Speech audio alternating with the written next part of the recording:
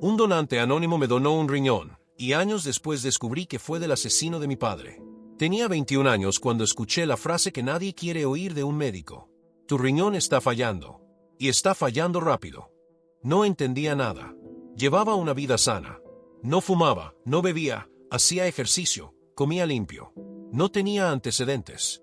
Y aún así, mi cuerpo había decidido rendirse. Me hablaron de trasplantes, de listas de espera, de probabilidades. Y luego vino lo peor. Sin un trasplante urgente, no sobrevivirás más de un año. Fue como si el tiempo se partiera en dos. La vida antes de esa frase, y todo lo que vino después. Pasé meses conectada a una máquina. La diálisis se convirtió en mi rutina. El hospital, en mi segunda casa. Las madrugadas eran una tortura interminable. No por el dolor físico, sino por el miedo. El miedo de que mi cuerpo se apagara sin aviso.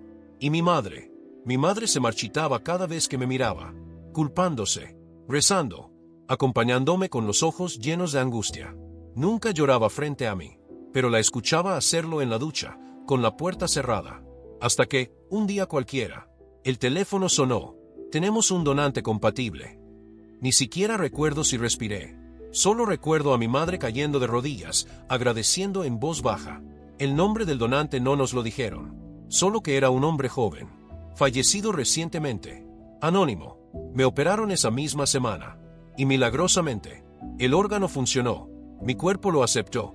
Y por primera vez en casi un año, respiré sin dolor. Lo llamaron donante anónimo. Un héroe sin rostro. Pasaron los años. La vida, poco a poco, volvió a su cauce. Terminé la carrera. Volví a trabajar. Salí con amigos. Incluso conocí a alguien. Un chico bueno. Paciente. El tipo de persona que se queda cuando las luces se apagan. Pero había algo que nunca pude dejar atrás. La pregunta que me perseguía en silencio. ¿Quién me salvó? ¿Quién me dio una segunda oportunidad sin conocerme? ¿Por qué alguien decidió que yo merecía vivir? Suscríbete si quieres saber cómo va a terminar esta historia, porque lo que descubrí después no lo hubiera imaginado ni en mi peor pesadilla. Una tarde, mientras ayudaba a mi madre a organizar papeles viejos en su casa, encontré una carpeta olvidada. Dentro, un sobre, amarillento, sellado, con el logo del hospital donde me operaron. Decía, donación cruzada /diagonal información confidencial caso especial. Tuve un mal presentimiento. Ese tipo de presentimiento que no hace ruido, pero te oprime el pecho. ¿Qué es esto? Pregunté. Mi madre se quedó en blanco. No sé, déjalo, no es importante. Pero lo era.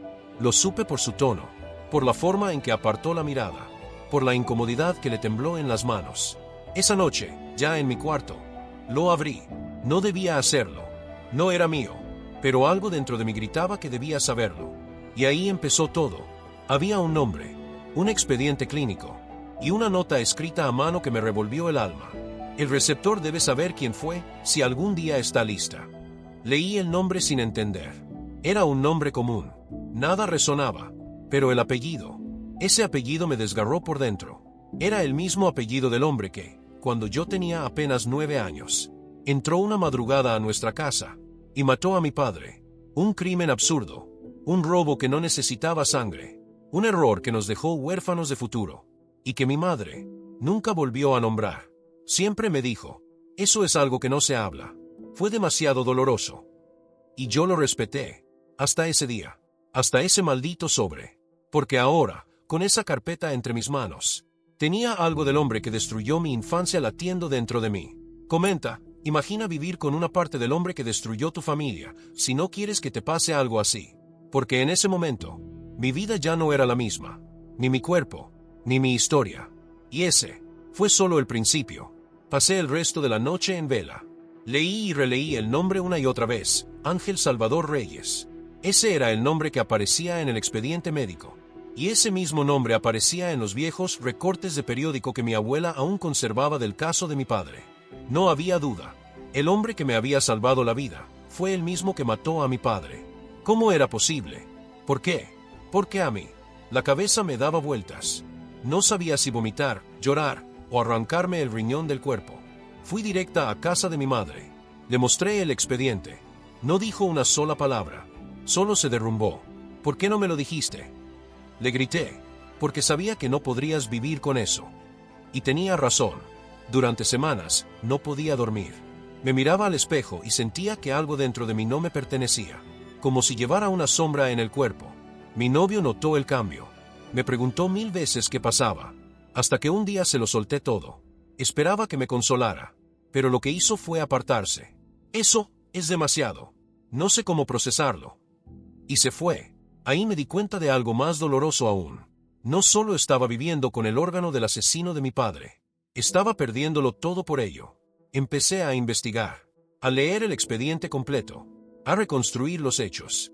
Lo mató en un intento de robo, sí, pero había detalles que no conocía, como que mi padre, antes de morir, alcanzó a detenerlo, y que Ángel había sido herido gravemente. Lo condenaron a 25 años, pero solo cumplió 13. Salió libre, enfermo, sin familia, y con una sola petición legal antes de morir: donar sus órganos a la hija del hombre que mató. Leí esa última línea una y otra vez. Donar sus órganos a la hija del hombre que mató. No era una coincidencia. No fue casualidad. Él sabía exactamente quién era yo. Y entonces todo cambió. Ya no se trataba solo de un crimen del pasado. Se trataba de una decisión deliberada. Una forma de redención. ¿Pero cómo se redime a alguien que destruyó una familia? Volví a hablar con mi madre. Esta vez con menos rabia, pero con más necesidad. ¿Por qué lo aceptaste? ¿Cómo pudiste permitir que él, su cuerpo, formara parte de mí? Ella me miró con los ojos llenos de lágrimas. ¿Por qué te estabas muriendo? Porque ya no había lista de espera, ni tiempo, ni milagros.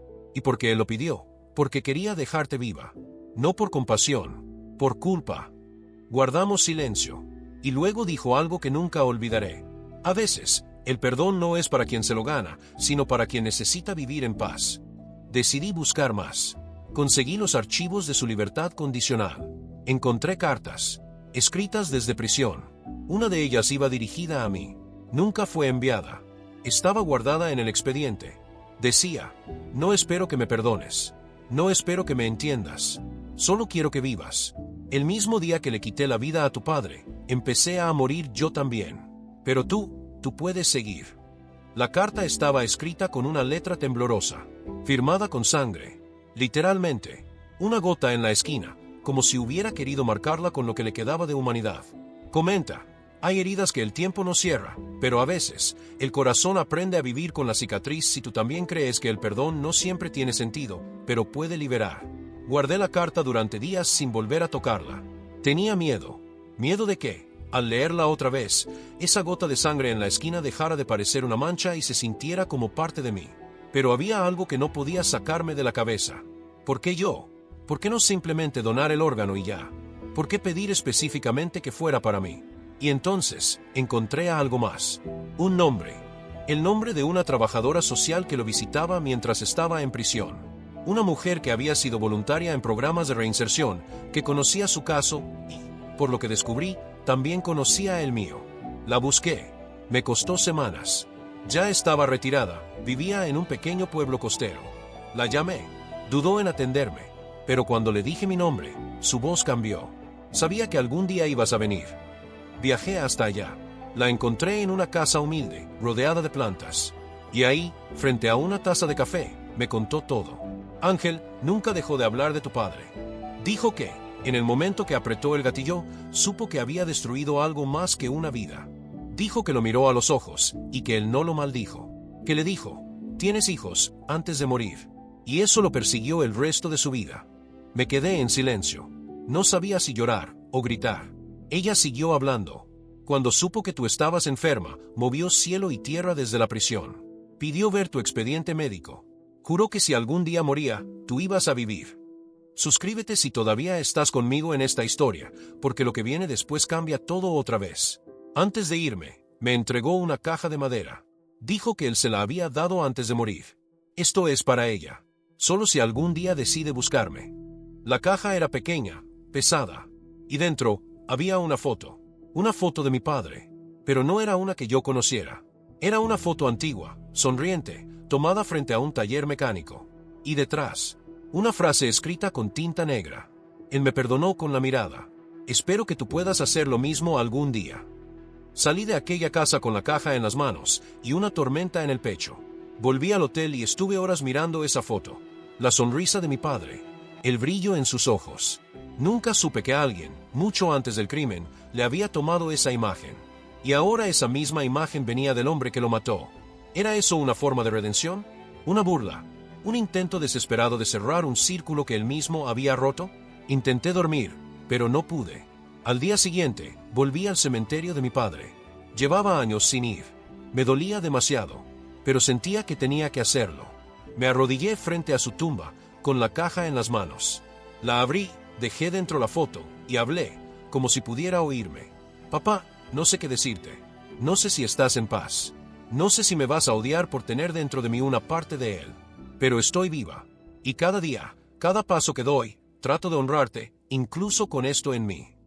El viento sopló suave. Las hojas crujieron. Y por un segundo, sentí algo. No sé si fue un consuelo o una señal, pero no me sentí sola.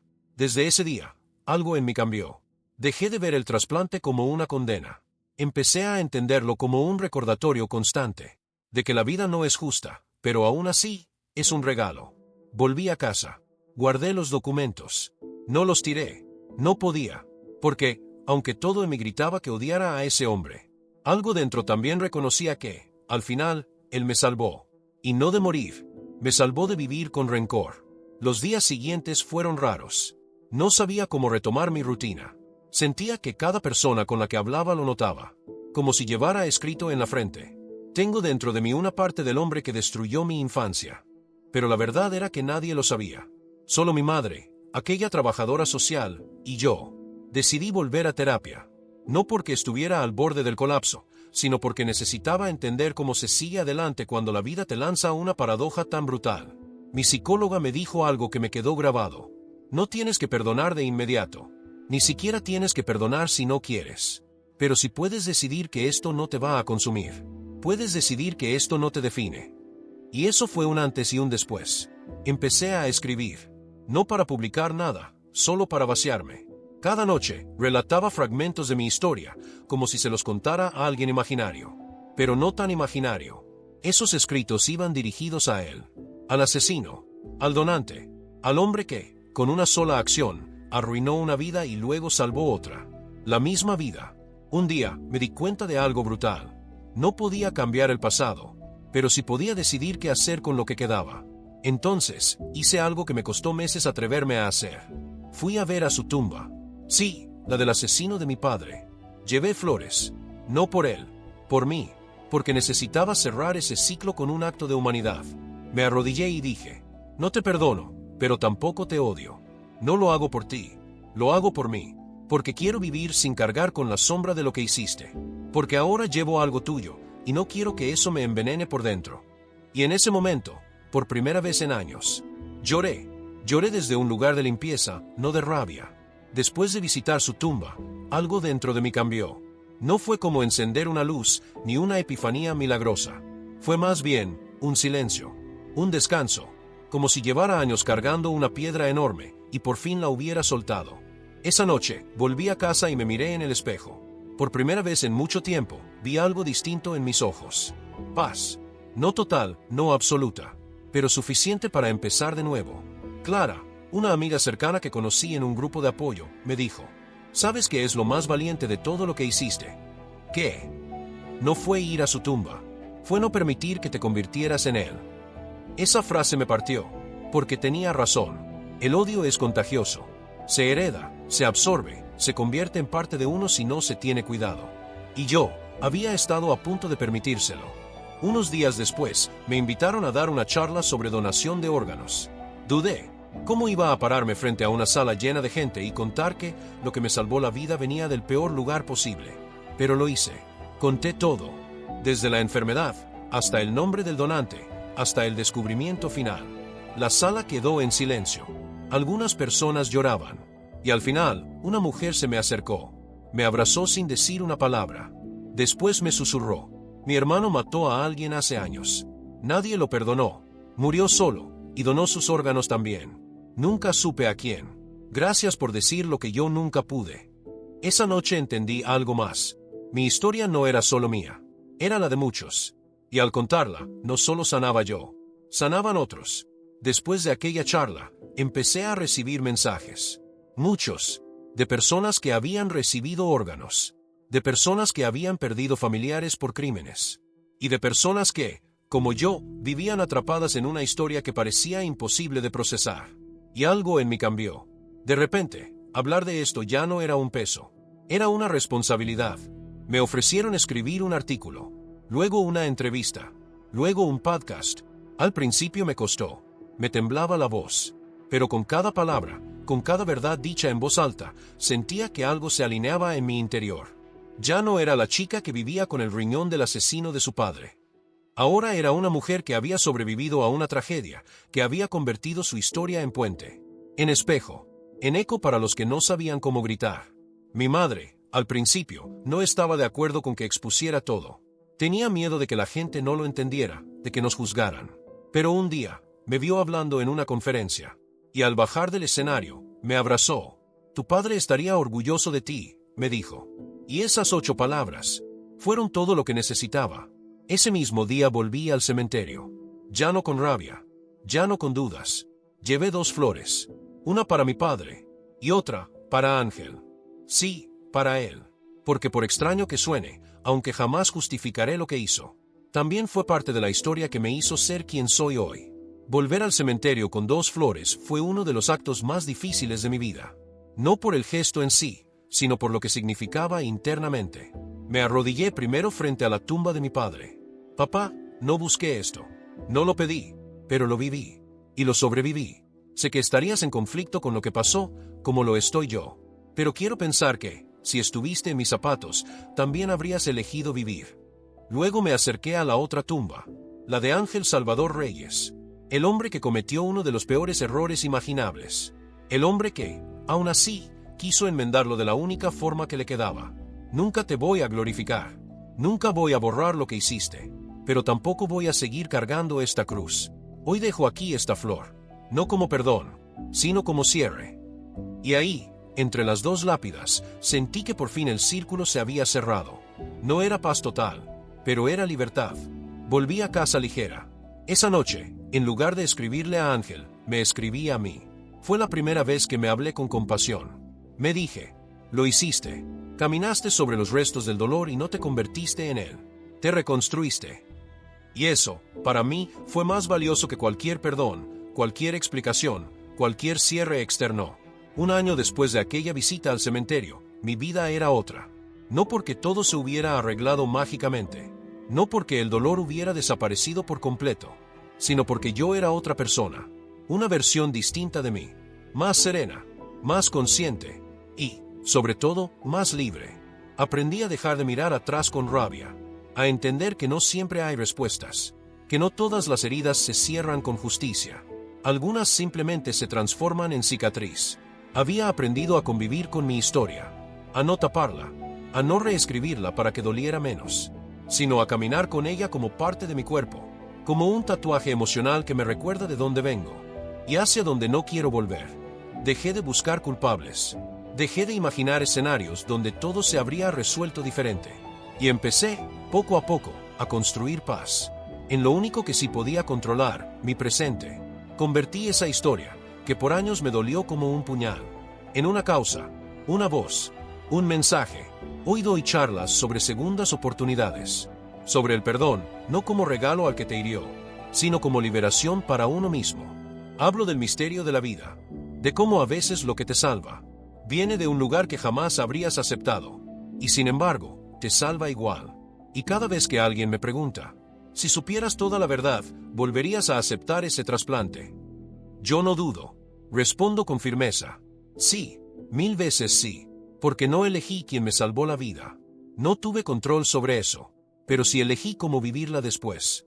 Y esa elección marca la diferencia entre seguir atrapado en la oscuridad o convertirse en luz para alguien más. Hace poco, al final de una conferencia, se me acercó una joven. Tendría unos 20 años. Los ojos hinchados, las manos temblorosas. Me dijo, mi hermano fue asesinado. No sé cómo vivir con eso. No sé si algún día voy a perdonar. Pero tu historia me dio esperanza. No le dije nada. Solo la abracé. Y en ese instante, todo lo vivido, todo lo sufrido, todo lo roto, cobró sentido. Porque si mi historia, tan absurda, tan difícil, tan injusta. Podía darle fuerza a una sola persona. Entonces no fue solo dolor. Fue propósito. Fue semilla. Fue puente. Fue eco de algo más grande que yo. Comenta, transformé mi herida en motor, si tú también tomaste tu historia más dolorosa y la convertiste en tu mayor fortaleza. Y si llegaste hasta aquí, suscríbete, porque las historias no siempre terminan bien, pero sí pueden terminar con sentido, con verdad, con luz. Y si hoy estás atravesando algo que no entiendes, algo que te rompe por dentro, que parece injusto, cruel, incluso imperdonable, recuerda esto. A veces, la vida te salva de la forma más retorcida imaginable, pero aún así, te salva. Y cuando eso pase, aunque duela, aunque no lo comprendas, aunque te deje cicatrices, vive con el corazón en alto, camina con la frente erguida, porque incluso desde la sombra más oscura, puedes brillar. Y no solo puedes, te lo mereces, porque sobreviviste. Y eso ya es luz.